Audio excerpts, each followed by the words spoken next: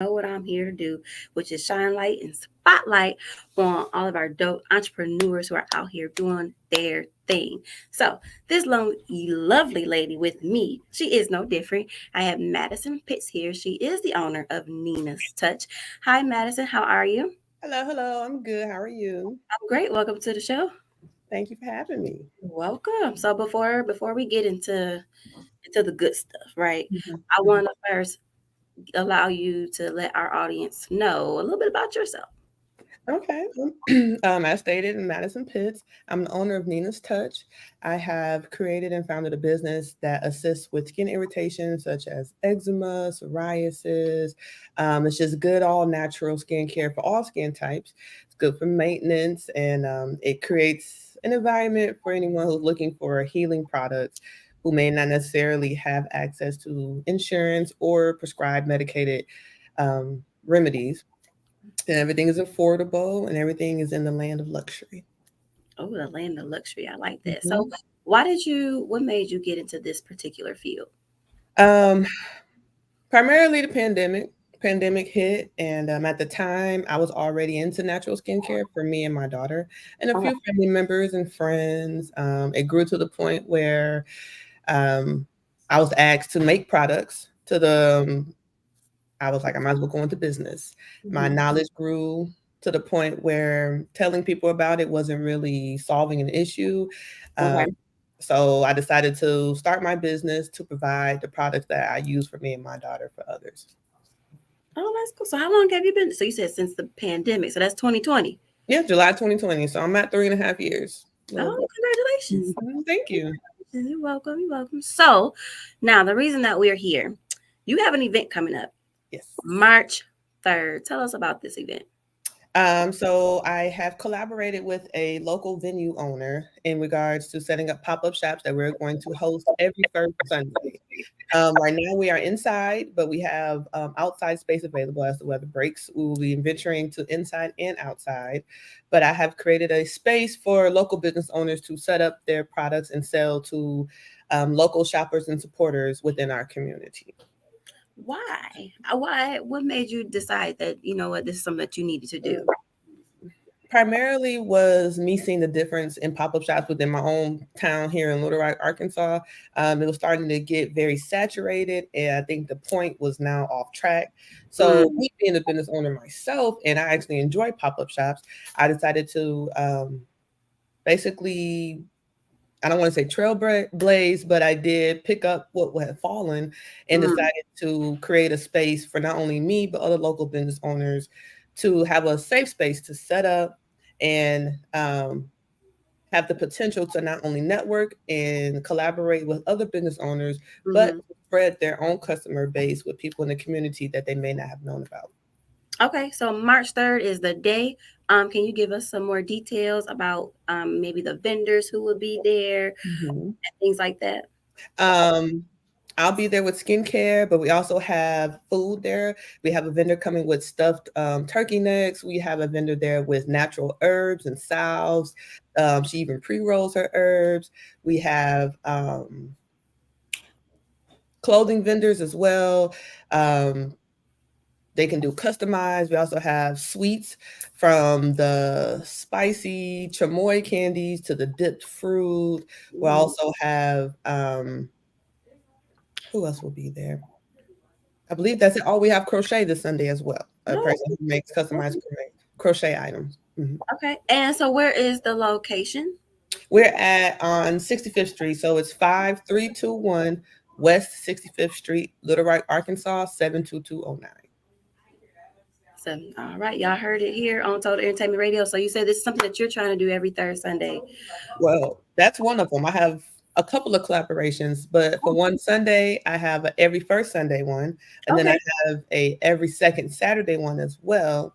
And then about the third or fourth Saturday, I host one at another larger venue that holds about 20 plus vendors plus outside food trucks as well. Okay. I mean, so if you can, let us know about those Yeah. particular events as Um, well. So my second Saturday one is at another venue in another area within Little Rock. Same space, about 9 to 10 vendors. It's the same aspect. It just gives another date for people who cannot make Sundays.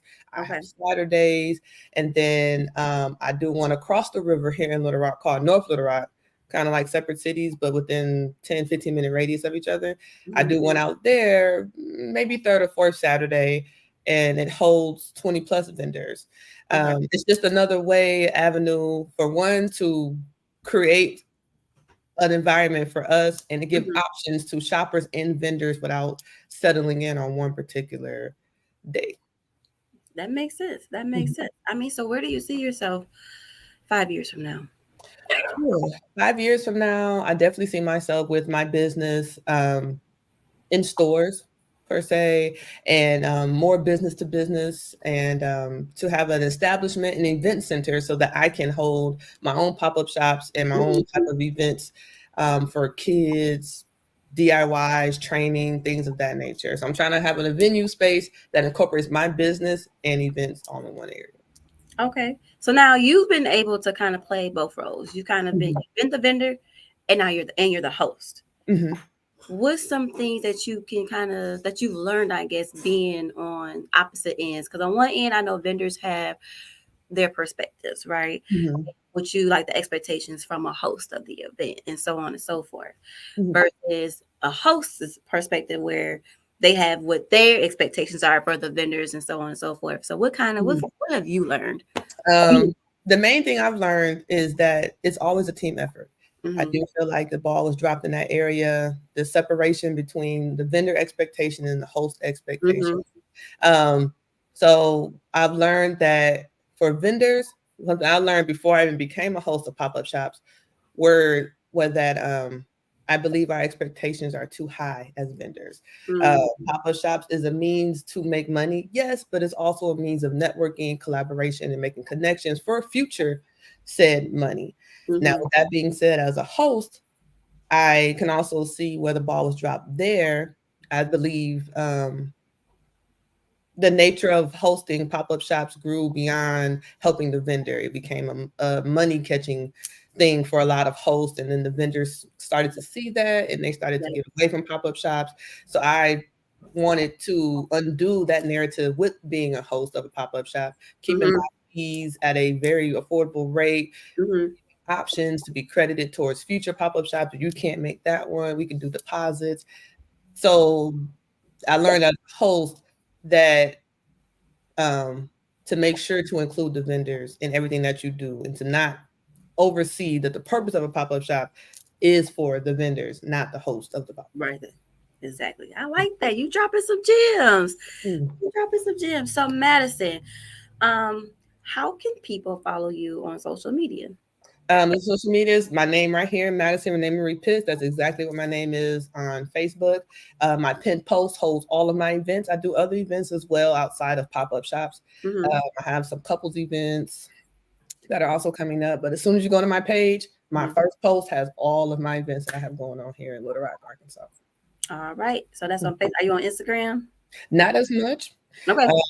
Mainly Facebook for all my pertinent information. And Renee Marie Pitts. Y'all heard it Mhm. first on Total Entertainment Radio.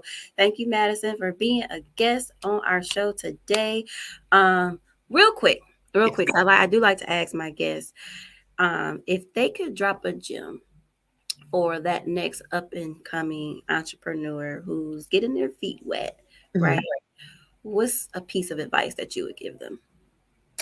A piece of advice I would give is to stay consistent, to know that there will be some rough times throughout your business, and that money is not always going to come when you want it to come. And with that, you need to be able to know how to adjust, how to pivot, and to stand strong. Because I've had my times of weeks with little to nothing, Mm-hmm. but it comes back around if you stay with it and learn how to change. If you're not making money, don't give up. Just Mm-hmm. pivot. Just pivot. Thank you, Madison, again. Thank you, thank you, thank you for being our guest today. Y'all make sure you guys follow Madison Renee Marie Pitts on Facebook so you can see all of the events and everything that she's doing. Y'all make sure y'all continue to follow Total Entertainment Radio. Like us on Facebook at Total Entertainment Radio. Check out the website, www.totalentradio.com. You can click on the TER radio button to listen to Total Entertainment Radio, or if you feel like getting your praise on for the day, you can click on Total Praise Radio to listen to our all Christian, all gospel radio station as well.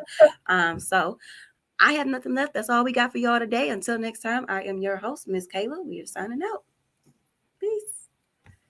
All right.